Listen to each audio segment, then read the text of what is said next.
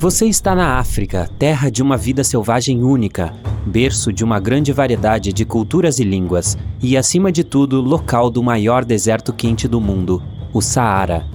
É de dia e você está louco por uma sombra e água fresca. Afinal, está andando há dias, tentando encontrar um daqueles oásis que parecem preciosos. E sente que está perto, mas o horizonte continua esticando e esticando. Sua mente está cansada e seu corpo está sentindo todo o calor. É como se tivesse comido um prato cheio de pimenta, pelo tanto que está suando. E quando digo quente, pense em quase 38 graus. Não é de admirar que isso esteja acontecendo, afinal você se encontra no maior deserto quente do mundo. Eu digo deserto quente, pois as maiores paisagens desérticas são, na verdade, as frias, localizadas na Antártida e no Ártico. O deserto congelado da Antártida gelada tem mais ou menos o tamanho de 1 milhão de vezes o Aeroporto Internacional de Los Angeles. O deserto do Ártico é um pouco menor que isso. Agora, caso você não saiba, o do Saara está situado no norte da África, estendendo-se desde o Oceano Atlântico até o Mar Vermelho. Ele ocupa uma área grande o suficiente para colocar cerca de 100 mil parques temáticos da Disney World lado a lado. Segundo os cientistas, as fronteiras dele estão se expandindo. Os desertos geralmente se formam nos subtrópicos, por causa do que é chamado de célula de Hadley. O ar sobe no Equador e desce para os subtrópicos. Essa circulação de ar tem um efeito de secagem que ajuda na formação de paisagens desérticas.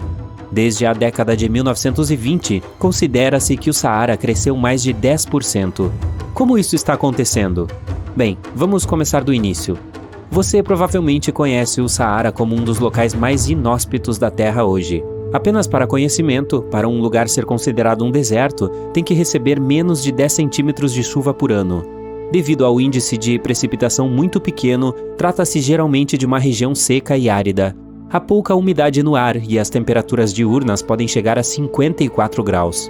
Normalmente não há tanta vida animal e vegetal por causa da falta de água, mas no caso do Saara nem sempre foi assim.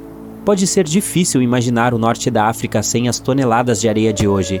Mas cerca de 20 mil anos atrás, ele era na verdade um grande oásis.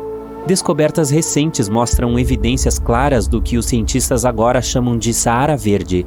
Em meados de 1800, um explorador alemão cruzando a região encontrou algumas pinturas e gravuras que artistas nômades haviam deixado para trás. O que ele viu não se parecia em nada com o que conhecemos na atualidade. Em vez de uma paisagem árida apenas com camelos e vegetação desértica, as imagens rupestres retratavam animais da selva, como girafas e hipopótamos. Havia até gado e animais de pastoreio, como bois e ovelhas, algo que parece impossível para o Saara atual. Os artistas geralmente desenham o que vem ao seu redor, então essa descoberta realmente intrigou o explorador alemão. Os desenhos eram tão detalhados que os autores devem ter tido contato próximo com aqueles animais. Você pode encontrar estas artes rupestres espalhadas na parte norte do continente africano, do Saara Ocidental à Arábia Saudita. Os geólogos logo se interessaram e encontraram as primeiras pistas do que isso poderia significar.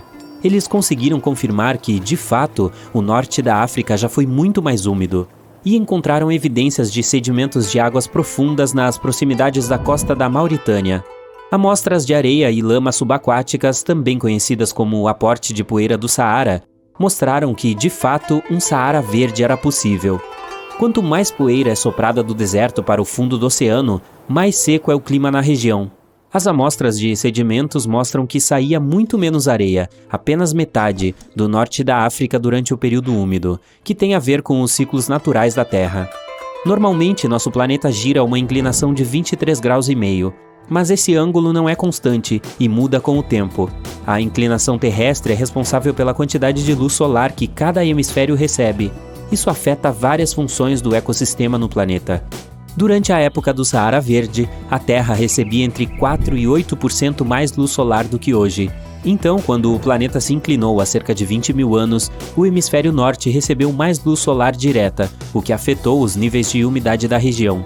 À medida que esse hemisfério ficou mais quente, a atividade das monções foi afetada, mais especificamente a da África Ocidental.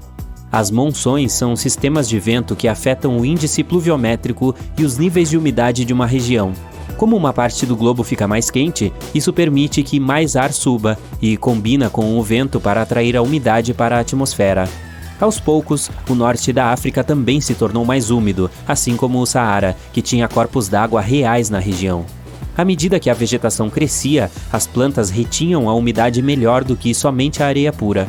Há evidências de bacias naturais em todo o Saara e lagos tão grandes que poderiam abrigar todos os grandes lagos dos Estados Unidos. Arqueólogos descobriram evidências de sociedades prósperas no que agora são regiões áridas. Parece que as culturas antigas foram capazes de tirar o máximo proveito do período úmido africano. Segundo os pesquisadores, a população humana atingiu o pico no Saara cerca de 9.000 anos atrás. Há vestígios de lareiras, ferramentas de caça, anzóis e até montes de espinhas de peixe. Os registros mostram que houve mais de 230 períodos verdes ao longo de 8 milhões de anos. A radiação solar está sempre mudando devido aos ciclos orbitais naturais. É por isso que a Terra certamente verá outro momento do Saara verde. Pode ser daqui a milhares de anos, mas vai acontecer. Da mesma forma que o Saara fica verde, seca novamente. Basta uma inclinação axial significativa e alguns anos de reajuste. No entanto, outro fenômeno está chamando a atenção dos cientistas agora. Estudos recentes da National Science Foundation da Universidade de Maryland mostram que o Saara se expandiu 10% nos últimos 90 anos. Esse fenômeno também é chamado de desertificação, que significa literalmente terra fértil se transformando em um deserto. O do Saara avança agora para a região semiárida do Sahel. Em 1950, essa região abrigava 31 milhões de pessoas. Hoje, essa população é superior a 100 milhões de pessoas.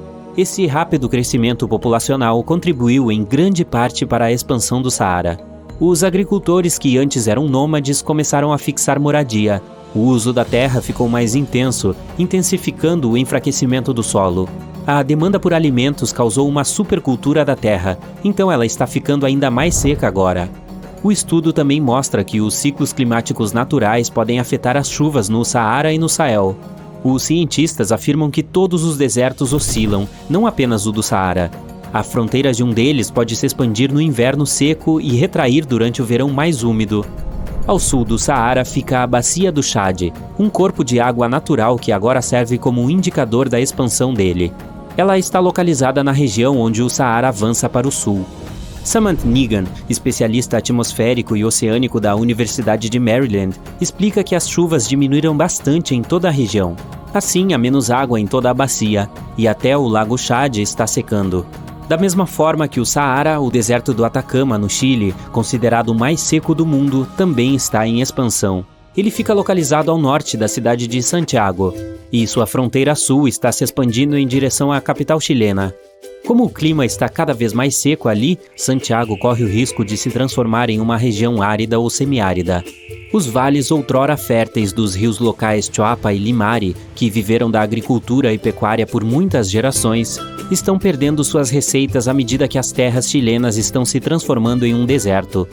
Desde 2010, Santiago recebe apenas 1/3 de sua precipitação média. Fora da cidade, os agricultores estão cavando buracos em busca do ouro azul ou simplesmente água. A situação aqui é muito semelhante à de Sahel. Então me diga, você ficou tão surpreso quanto eu ao descobrir o que está acontecendo na região do Saara? Fique à vontade para compartilhar conosco nos comentários abaixo.